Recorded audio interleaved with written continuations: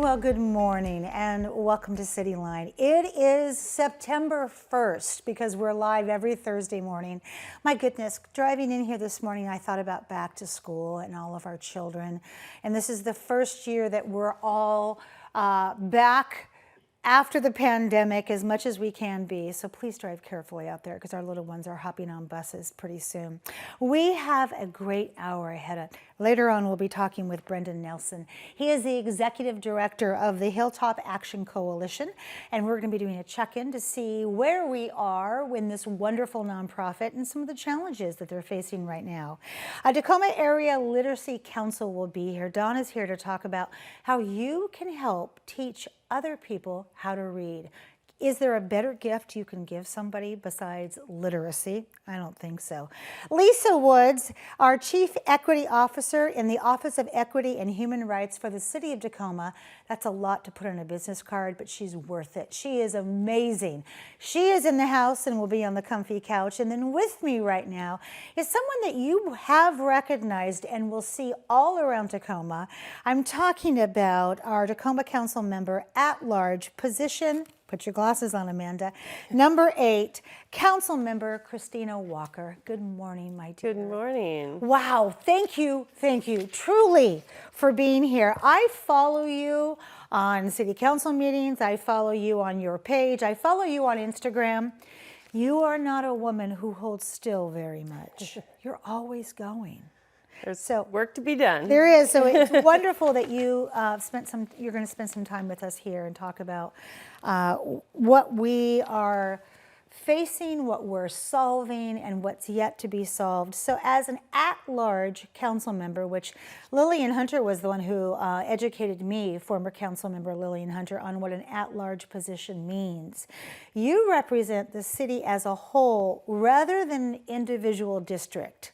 So what are the challenges and opportunities of that when you look at it from looking down in all of those districts that you have to be aware of? Yeah, well, it's I think a perfect fit for me in terms of how I approach working on the city. There are 5 district reps, and they get down into the nitty-gritty with individual constituents. And then there are 3 of us at large, plus the mayor, of course, is at large as well. And we get to think a little bit more broadly, a little bit more regionally.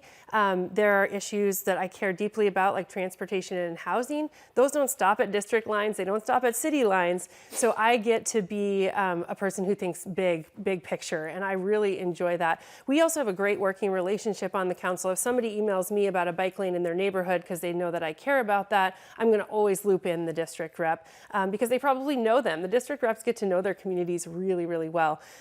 But the beautiful thing is I get to know all of them. And when I was running for office, I got to doorbell all of them, get to really know our city. And so that's really the fun of it. Absolutely. And you know, I don't know if people know, but you previously served as the executive director of Downtown on the Go, and we'll get to that in a second. But that's one of the reasons why I believe you are so effective in your position is because before you got on the council, your work had no boundaries. It was to make the downtown so accessible in every possible way for everybody, and you have just brought that into this position.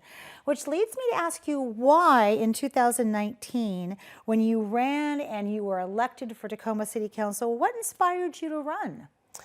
Well, I think we all run because we care about this city. We all run because we care about the people in this community. And that's certainly true for me and certainly why I continue to serve. One of the things that was really stopped me from running for a long time was having kids. And I always said, I'm too busy. I don't have time for that. How could I possibly add one more thing? And in the end, that became the reason that I ran because we have to build a city for the next generation. We have to have a city where youth can get around.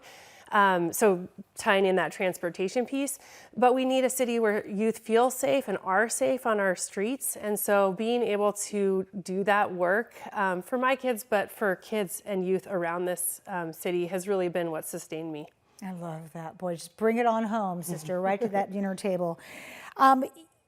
How has that experience of running been similar or different to what you expected, first off? And then your time has been almost primarily during this global pandemic.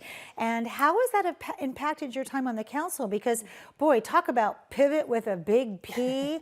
Council members, the government, they had to pivot. So what's that been like for you?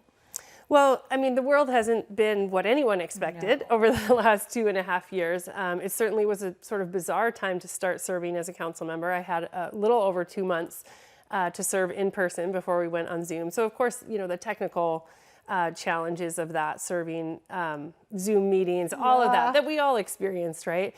I think the big thing that we lost or that was challenging in that time was being able to talk face-to-face with constituents. And I was only there a short time, so I didn't have as many relationships. So I value so much those community events where I get to bump into people, where people recognize me and say, hey, I've got an idea, or hey, I'm frustrated with this, and we can talk through something. So that's the thing that I think has been frustrating, because I lean on that community. And so that was hard. I think the thing that I've learned, you know, regardless of the pandemic, is the way that we all work together, the 8 council members and the mayor, so the 9 of us, just what a team we are, and how we work really well together, this council. And I will even include our brand new council member, that we work well together.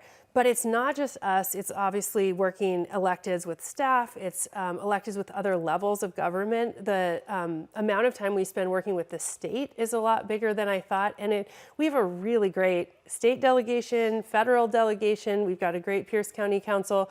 There's a lot happening right now. And I know that's not true for everyone, everywhere in the world or in the country.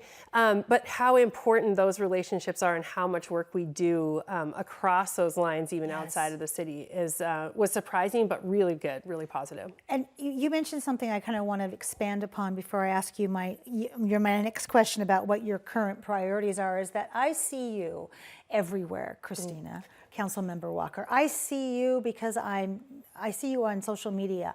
When you finish your supposed 8 to 5 job, you're at an event, getting those ideas, getting those problems, dealing with those solutions, putting them into play with our community. So it isn't, when people see you out there, you're doing your job, and part of your job is to get out there and to do stuff after hours, after you've been in a council meeting for 8 hours on Tuesday in a study session. You've got something else to do at 9 o'clock that night after you get off the air.